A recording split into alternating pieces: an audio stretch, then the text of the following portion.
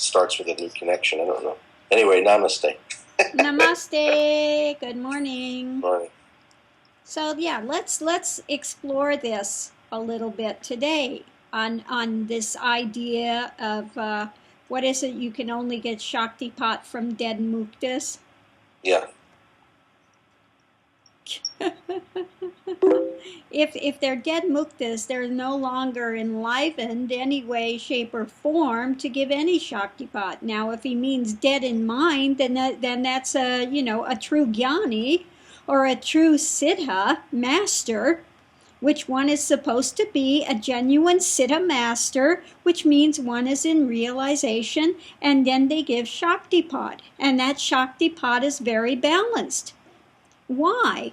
Because one is in that stillness, and it can aid in pulling one into that stillness and to cut the logical mind, to cut it at every turn. That's the value of it. But this nonsense that they're the only ones that can give Shaktipat, they're the only ones that can give genuine, valid, that's going to really, truly benefit Shaktipat. But no, there are many, many out there that can give Shaktipat, a form of energy. And energy is energy. You know, energy is energy. That's all. But yes, I've lived in India, and you were with me. Yes. When this one person had heard about me, he was supposed to be a siddha mukta master and all of this, and he came from South India to visit when we were up in wasn't it Rishikesh? New Delhi. Rishikesh. It was Rishikesh. Yeah, I thought it was Rishikesh, and he came in the most unbalanced, ungrounded, in the midst of the journey, nonsense that he was promoting. And yes, he's from South India. He's supposed to be in the Siddha lineage and all of this. Really ungrounded, was not in any way, shape, or form a jnani, absolutely was in the midst of all the phenomena and all the drama. So to sit there and point blank say, and to think that it has to come and the only valid ones are from India is the most biggest and erroneous nonsense. Because I hate to be the bearer of bad tidings, but consciousness is not owned by the Indians. God is not owned by the Indians. And Shaktipat is not owned by the Indians, So, these stereotypical nonsense things have to end. It really has to end. And people that want to believe that, if you really want to believe that, that's the only place you can get is from some dead Indian mukta, good luck with that. You're cutting your own throat, and you're not going to progress because you're so wrapped up in fallacy. And I've given the open invitation, if you want to find out if it's genuine here or not, come and find out. But don't just sit back there and make all these stereotypical crap things. It's such nonsense. What are you afraid of? Are you afraid to find out it might actually be genuine and valid? And then what would happen to all your theories? They'd have to be re-looked at and have to go out the door. And of course, my God, you don't want to, think that might be the case. So anyway, there are people here, and I work with people all over the world that come with Kundalini imbalance, and check with them what's happening. Ask if there's a transmission. Find out the truth of it before you just go around, saying such nonsense.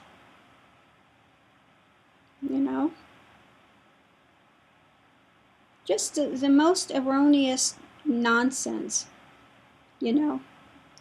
trying to instruct me in what Shaktipat is and what it's not. I've been a Shaktipat guru for 10 years. I've lived the journey for 40 years. I've lived in India for many years. dealt with people inside and outside of those traditions. I've had people that have gone to some of these so-called, Shaktipat gurus in India and wound up coming here so they could get balanced, and so I could help them when I was in Rishikesh. And this is why I took the mantle of really working in Kundalini tradition. Because in India, living there, I saw so many running around, and they would keep coming, and asking because they couldn't find any genuine Kundalini gurus there. And that most of the ashrams there in the north, they wouldn't take anybody in that was in the midst of a Kundalini journey. They didn't know what to do with them. And that's the God's honest truth of it. That's the God's honest truth of it. I wish I could say something else, because it would make my plate a lot easier and lighter if I could say, yeah, great, go to India, but I can't say that. I'm always looking for other gurus that are Shaktipat gurus that really know how to balance it, that are already genuine, jnanis, that are genuine muktas, that are genuine siddhas, siddha masters, that have come to the end of the journey, and they're no longer in this overwhelming phenomena. And that has receded, and it is now in this 0-point balance of stillness.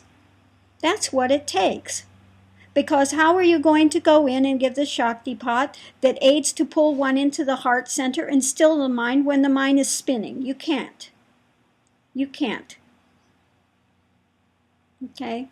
And that's the difference between getting Shaktipat from a jnani, because they live within that reality, and therefore that transmission carries that reality, and it helps to break down the walls. It helps to pull one to stillness. And what do you have to say about that, Hridaya? Yeah. I could just say that every single thing that you just said is completely correct, and I confirm it. That's it. Yeah.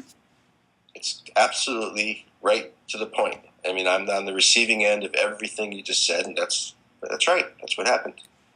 So, if you want to know the truth of it, you check with the sadhakas, you check with the students, you check and to find out if it's bullshit or if it's not.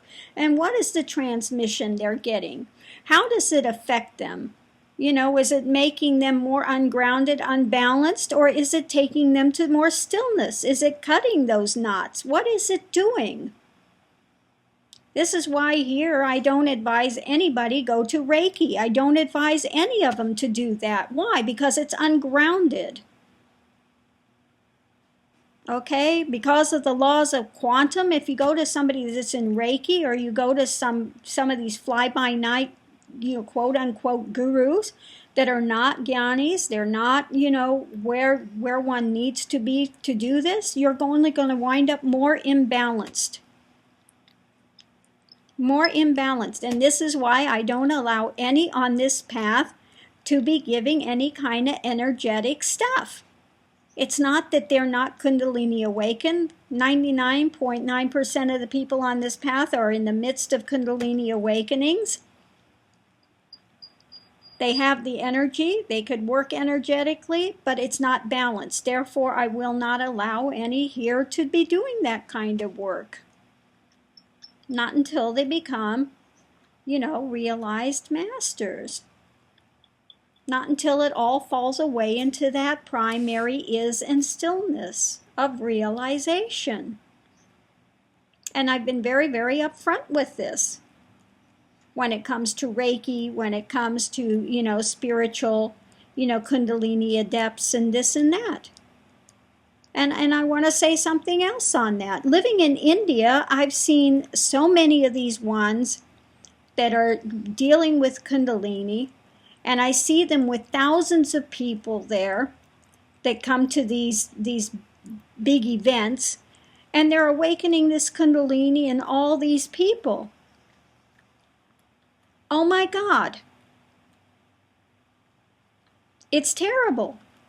Because this journey needs to be done one by one. You need to work one-to-one with these people in order to get them stabilized, and you need to continue to work with them. It's not just about awakening Kundalini and letting them go off on their merry way, because this is why the texts speak about madness and death.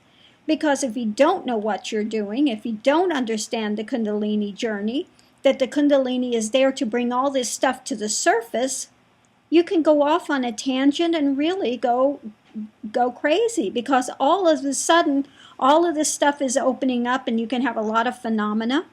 And if you don't know how to go and bring it back in, bring it to balance so there's not all this ongoing phenomena, you can really get dragged into some places you don't want to be. Astral realms and projecting and demons and all this other drama that can take place. Endless realms, endless realms. And it does nothing. The path to realization is just straightforward, and you cut all of that phenomena as much as you can, because that's not the journey. Those are traps along the way. Those are trips along the way, and it's, really not viable. It's not beneficial, So I'm very, very point blank about this. I've seen some things in India that are absolutely horrendous. Absolutely horrendous, unconscionable to see them doing this type of thing. Awakening Kundalini and just leaving these people to fend for themselves. Terrible, terrible. This is not a type of path that you want to be doing that. Because one has to keep these people grounded, has to continue to work to cut through mind, cut through conditionings, not to just leave them off on another tangent, of nonsense. So am I really thrilled with what I've seen in India? No. Honestly speaking, the golden age of India passed. It was long ago. The time of the rishis and Rishikesh was long, long ago. Trust me, I've lived in Rishikesh, and it's all nothing but a spiritual zoo there now. I hate to say that, but it's the God-honest truth of the matter. You meet very, very few genuine sadhus, very, very few genuine gurus, very, very few, and a lot of very confused seekers that are living on all of this drama concocted of conditioned spirituality. It's not benefiting any. It's become a spiritual marketplace, another way to make money, and it's a very sad situation. So yes, I'm always looking. If you know of a genuine Shaktipat guru that is doing the valid work, please tell me, because I would love to be able to tell people, that they're closer to you, go to them and be with them and, let them work with you. I'm not here to be in a pissing contest with any guru. It's not what it's about. I want to find absolutely genuine Shaktipat gurus that are valid, that are realized, that are not in the midst of the journey, that can absolutely help to break through the fetters of mind and delusion and take one to realization. Rather than realms and powers and astral and all this other nonsense and BS that's being paraded as somehow more authentic. It's not more authentic. If you read the Patanjali and understand what it is, you'll understand what I'm talking about. Doesn't mean that cities and stuff don't come up along the way. They do. They come up. But if one is genuine, they blow out on the way, and one goes to the greatest city, which is realization, where it blows out all the cities. And then one's a Siddha master because they've gone beyond the cities, understand? They've gone beyond the cities. No genuine master is any way, shape, or form interested in cities and powers, because all have to do with the transient realm. Nothing to do with realization. All have to do with the realm of the transient and mind and duality. And all of that has to deconstruct and fall. And that's the truth of it. That's the truth of the Kundalini journey. You want to know the truth? I'll give you the truth. I'm not here to bullshit anybody. I don't have time for that. There is no time for BS with this. There are a lot of people that are in the midst of spontaneous Kundalini awakenings, and they're hurting, and this information needs to be out there. This is why I'm doing it. This is why I made the commitment to my guru. This is why I do not charge. This is why I don't do any of that bullshit. Because I'm not here to play in a spiritual marketplace. I'm not here to be a world guru. I don't care about, big money. I don't care about big organization. I don't care about big name. That's not what it's about. That's not a genuine guru. That's somebody that's promoting themselves and a fantasy and selling a spiritual marketplace to spiritualized egos that want to play a game. I have no time for games. I offer this because I suffered with Kundalini, 40 years, very long journey, and I had to learn the hard way. But that's the way it is with teachers many times. You have to go through it the hard way so you know what works and what doesn't work. It was a 40-year, very long journey, very difficult. So yes, there were cities, all of this drama, the lights, the sounds, all of this other stuff that comes with it, the phenomena. But that's not it. That's not it. And one can get very lost and very trapped in that stuff. But the goal is to get to realization. And if you read the tantric texts, you'll see that Kundalini can either be the greatest asset and can take one to realization, or can absolutely delude you fully. There are two ways to go with it. Okay? The genuine mukta, the one that's liberated while in life, the genuine jnani, the one that rests in realization, the genuine Siddha master, the one that's gone beyond the cities, is there to cut conditioned mind, to cut phenomena, to cut all of this drama at every turn, and to take one to stillness, to get one off the wheel of karma, not to create a bigger wheel of karma. So do I understand this text? Oh, absolutely. I understand the texts of Tantra. I understand Kundalini inside and out. I have lived it, continue to live it daily. Is it owned by Indians? The answer to that is no. Consciousness is consciousness. God is God. And Shaktipat is Shaktipat.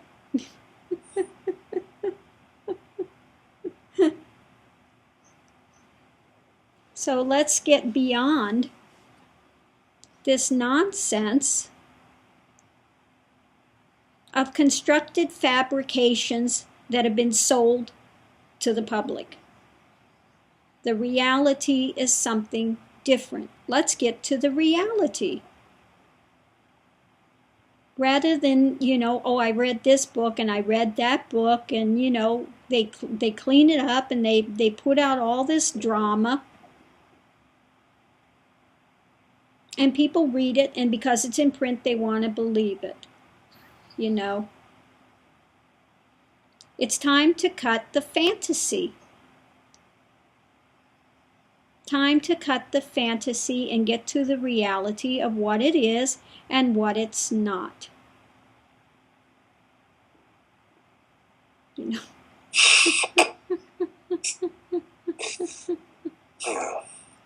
That's all. That's all. So I just wanted to clear this up about what Kundalini is. You know, Kundalini is this consciousness, it's this Shakti, and it brings consciousness in on itself if it's done the correct way. If it's not done the correct way, then it leads to delusion. Okay? And it gets externalized into phenomena, unending. Okay? People just have to come here and find out for themselves, that's it. They have to find out for themselves, you know? I'm just saying, use some discernment and just don't go off making these, you know, point blank statements and nonsense without checking it out. At least have the integrity to check it out. Have the integrity to find out what's there rather than just going off on this tangent, you know. You've read this and you've heard that, you know. Well, you know, that doesn't mean anything.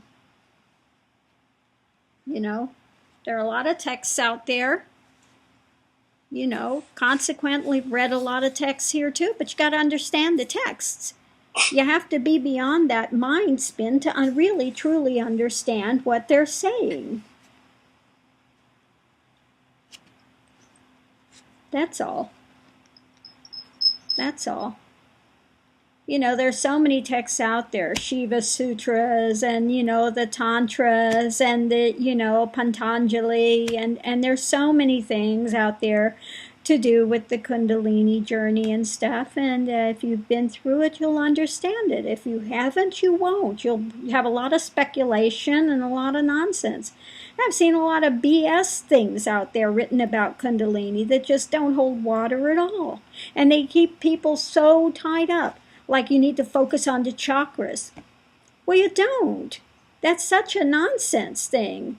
Yeah, the chakras and all of this are plexuses in the body, and it's like an echo that's felt in the body from Kundalini as it goes through the consciousness. But it's about going through these different levels and states of consciousness. Has nothing to do with the body. And so if you've got this energy and you're feeling it in the body and your focus is on the body at that point, all you're going to do is get very uncomfortable. It's going to make it worse. You're going to have more drama there. And rather than coming to balance in that, you're going to become very severely unbalanced with it. So much drama about this color and that's in this part of the body and that part of the body. And, you know, I mean, just so much stuff that's been put out there in these books, which is really not going to aid humanity at all. Okay? So when people come, it takes, you know, it's easier when they've heard nothing about Kundalini than when they've read all of these nonsense books, trying to get them backed out of that nonsense and into a place where they can get balanced. You know, very, very more difficult to work with them when they've read all this nonsense trash that's out there. It just really gets them really off balance and not understanding. And then one has to work much harder to get them backed out of that and get them going forward in a beneficial way. But once you get them backed out of focusing on the body and this and that, then they start moving forward pretty rapidly, you know, pretty rapidly. Then it has a chance to do what it needs to do in consciousness and cut all of this drama and pull one forward into that stillness. Keep flushing out the consciousness of this drama where it keeps bringing it up. All the fears, all of the repressed stuff comes up to be looked at, but you got to understand the process. If you don't, you go into fear, you can go into paranoia, you know, you can think it's demons and all of this other drama because you don't understand what the process is. You know? So that's why the education about it is so very important. And also to have a guru that does carry a transmission, that is giving a transmission from that stillness, from realized state of being, which can inherently pull you internally, not externalized into more phenomena. The one that's in the midst of this journey is still externalized. So when they give Shaktipat and transmission, it's going to be externalized in more and more phenomena. Whereas the guru that is a genuine Siddha master, that's actually a mukti, that's actually liberated in life, and to be liberated in life, you have to be in a full nirvikalpa sahaj samadhi, with no mind play arising or falling any longer. One has to be established in the heart. And when there's that connection made, then that is what pulls one internally. Understand? That's how that works. That's the mechanics of it. Okay? That's the truth of it. So that's all that can be said. All I can give it is the information point blank. If you choose to hear it, great. If you choose not to hear it, great. Whatever. Enjoy your journey. You know? All one can do is be honest with it. Some will hear and some won't. Some will say, oh, that face is a white face. It's a woman from the West. What the hell can she know? You know, well, go fine. You want to believe that? Fine. But I guarantee you, consciousness is not a gender or a form. Okay? Realization is not due to a gender or a form or any country. 100% not.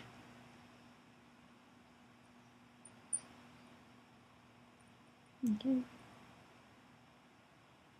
So this is why this balance is now shifting. Because it's been so abused by the men, it's been so abused by these other, things, these fallacies that are popping up, that the balance of this is shifting now.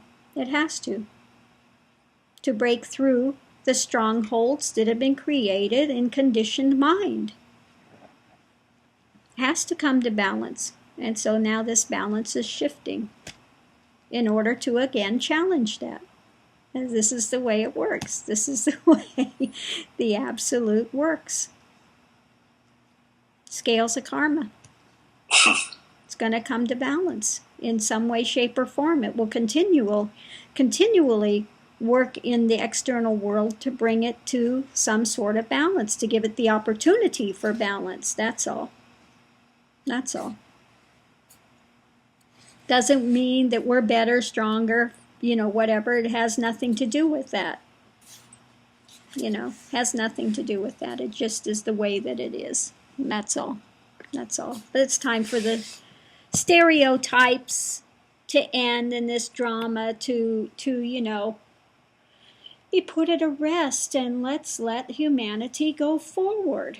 If it's a genuine guru, the thing here is to see humanity to go forward and give as much opportunity as one can for as long as one is on this plane, and to try to leave a successor in place that can continue that for humanity, rather than let it become another dead organization with nobody realized at the helm, that's just going to give more occluded drama, which is what's happened in unfortunately, most of the organizations. You wind up with a lot of occluded drama because there is not a realized master there. There is not one, that is a true Swami, a Swami, which means that one is Lord over their own journey, that has, come to that fruition.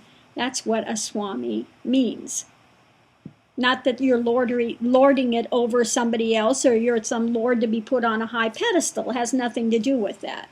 It's not what it means. Absolutely not. So let's get out of some of the drama. Let's get out of the drama and go forward in understanding.